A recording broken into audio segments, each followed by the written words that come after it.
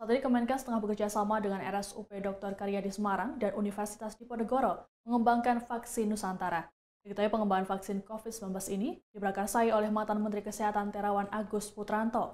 Hal ini pun juga mendapat dukungan dari pimpinan DPR RI. Vaksin Nusantara saat ini tengah melewati uji klinis fase pertama dan tengah dalam proses uji klinis fase kedua. Adapun vaksin Nusantara berbasis sel dendritik autolog yang bersifat personal. Sel dendritik autolog sendiri merupakan komponen dari sel darah putih yang dimiliki setiap orang lalu dipaparkan dengan antigen protein S dari SARS-CoV-2. Kemudian sel ini yang telah mengenal antigen akan diinjeksikan ke dalam tubuh kembali. Di dalam tubuh, sel tersebut akan memicu sel-sel imun lain untuk membentuk sistem pertahanan memori terhadap SARS-CoV-2. Terawan mengatakan vaksin Nusantara bersifat personal karena menyesuaikan kondisi komorbid setiap individu. Jika disuntik vaksin Nusantara, pasien hanya menerima suntikan vaksin yang berasal dari sel darahnya sendiri dan bukan orang lain. Sementara itu, Wakil Ketua DPR RI Sufmi Dasko Ahmad menilai pengembangan vaksin ini merupakan terobosan di tengah tingginya angka penularan COVID-19. Dasko pun meminta agar semua pihak mendukung pembuatan vaksin ini hingga benar-benar teruji klinis. Dia mengatakan sejak program vaksinasi digulirkan pemerintah, DPR telah mendorong adanya pengembangan vaksin yang dibuat oleh anak bangsa.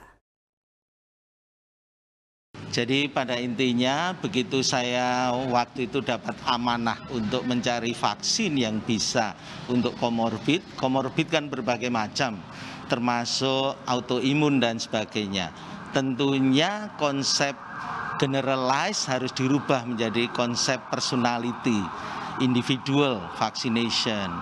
Jadi kita bersama-sama dengan teman-teman dari iVita Biomedical Corporation dari Amerika dan juga dengan Universitas Diponegoro dan Rumah Sakit Karyadi Semarang ini bahu-membahu mewujudkan vaksin berbasis dendritic cell ini.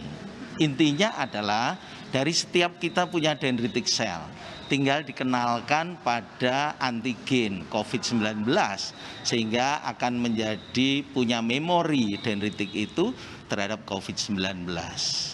Prosesnya begitu simpel, tadi sudah dijelaskan sendiri sama Mbak, mengalami inkubasi dan seminggu kemudian sudah menjadi vaksin individual dan disuntikkan secara subkutan ke dalam tubuh si pasien penerima vaksin dan pembuat vaksin itu sendiri. Dampaknya apa? Tentunya akan memberikan kekebalan terhadap COVID-19 dan karena ini sifatnya menjadi imunitas yang seluler, tentunya akan bertahan lama karena tingkatnya adalah di sel, bukan imunitas humoral tapi seluler. Karena itu kita berharap uji klinis 1 yang sudah selesai dengan hasil yang sangat baik, dengan imunitas yang baik dan hasilnya safety. Kan uji klinis 1 itu sebenarnya hanya mengontrol safety, dan safety-nya ternyata bisa baik dari 30 pasien itu, dan hasil imunitasnya atau imunogenitasnya sangat baik. Terima kasih sudah nonton, jangan lupa like, subscribe, dan share ya!